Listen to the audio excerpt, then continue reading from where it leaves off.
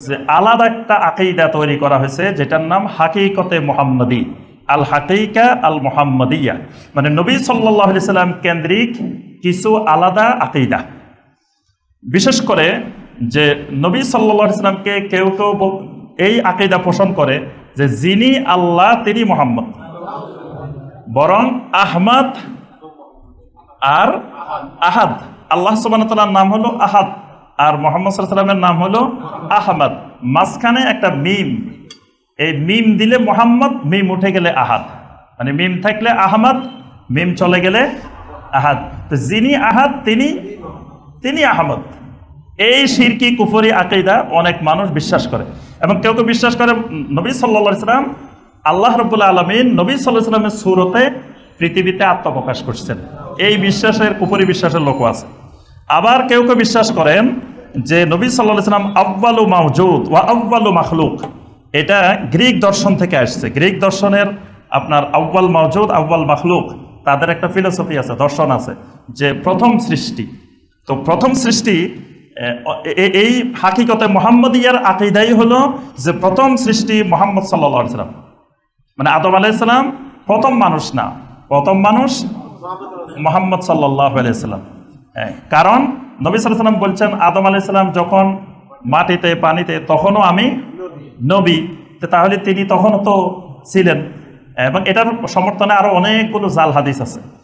অথচ নবী সাল্লাল্লাহু আলাইহি সাল্লাম যে কথাটা বলছেন এটা আহলুস সুন্নাহ ওয়াল জামাতের দৃষ্টিতে এই কথাটার অর্থ হলো যে সময় আল্লাহ পাক আদম আলাইহিস সালামকে সৃষ্টি করতেছেন সেই সময় নবী সাল্লাল্লাহু আলাইহি সাল্লাম যে আল্লাহ রাসূল, এটা কোরআনে কারিমের মধ্যে সকল আসমানি কিতাবে লেখা আছে। সেখানে লেখা আছে মুহাম্মাদুর রাসূলুল্লাহ ওয়াল্লাযীনা মাআহু আশিদ্দাউ আলাল কুফার। তাহলে আদম সৃষ্টি হয় নাই, কিন্তু আল্লাহ রাসূল তখনও রাসূল, তখনও নবী, আল্লাহ তাকে নবী বানিয়ে রেখেছেন, কিতাবের মধ্যে লিখে ফেলছেন লাউহে মাহফুজে।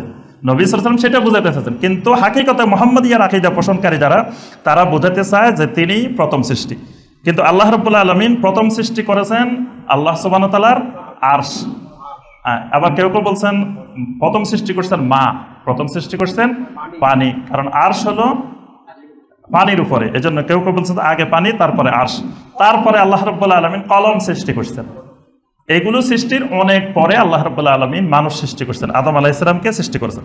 আচ্ছা, এই হাকিকতে মুহাম্মদিয়ার আরেকটা বিশ্বাস হলো যে আল্লাহ রাসূল সাল্লাল্লাহু আলাইহি ওয়াসাল্লাম হলেন কুতুব, প্রথম কুতুব। কুতুবের বিশ্বাস যে আল্লাহ রাসূল সাল্লাল্লাহু আলাইহি ওয়াসাল্লাম প্রথম কুতুব, যেই কুতুব সৃষ্টির শুরু থেকে সৃষ্টির শেষ পর্যন্ত সমগ্র অস্তিত্বের সাথে মিশে থাকে। এজন্য নবী সাল্লাল্লাহু আলাইহি ওয়াসাল্লাম মারা যান নাই বা ওফাত হয় নাই। নবী সাল্লাল্লাহু আলাইহি ওয়াসাল্লাম, নবী সাল্লাল্লাহু আলাইহি ওয়াসাল্লাম স্বাভাবিক জীবিত, মানে জাগতিক জীবনের মতো জীবিত। এটা হলো মানে এই হাকিকতে মুহাম্মদিয়ার আকীদা। কারণ নবী সাল্লাল্লাহু আলাইহি ওয়াসাল্লাম হলেন কুতুব। তো কুতুবে যদি মারা যায়, কুতুবে যদি চলে যান, তো পৃথিবী চলবে কেমনে? কারণ উনি কুতুবদের লিডার, সকল কুতুবদের লিডার। তো কুতুবদের লিডারে না থাকলে বাকি কুতুবেরা পৃথিবীতে কেমনে পরিচালনা করবে? এই জন্য নবী সাল্লাল্লাহু আলাইহি সাল্লামের ওফাত হয় নাই, হাকিকতে মুহাম্মদিয়ার বিশ্বাস।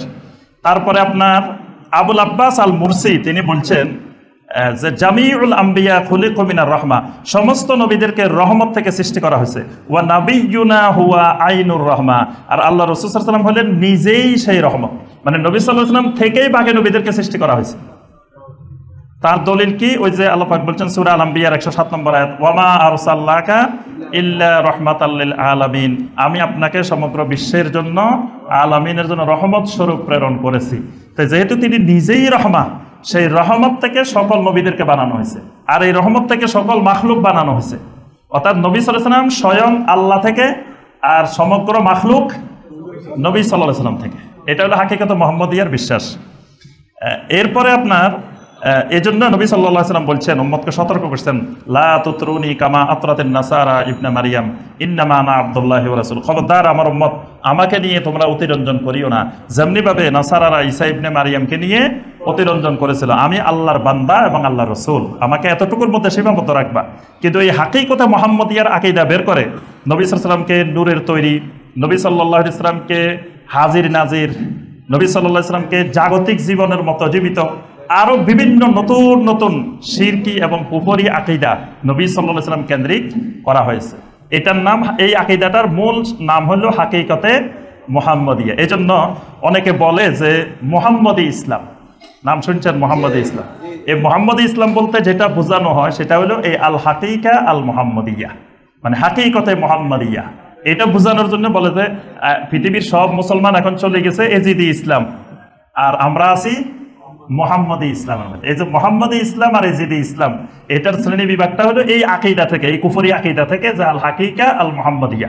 যে এই হাকিকা মুহাম্মাদিয়ার আরো অনেকগুলো ধারা আছে, এটাই বিশাল একটা জগৎ, শত শত কুফরি শিরকি আকিদা এর মধ্যে আছে। হাকিকতে মুহাম্মাদিয়া, আমি খালি ধরাই দিলাম মানে পয়েন্টটা, হাকিকতে মুহাম্মাদিয়া।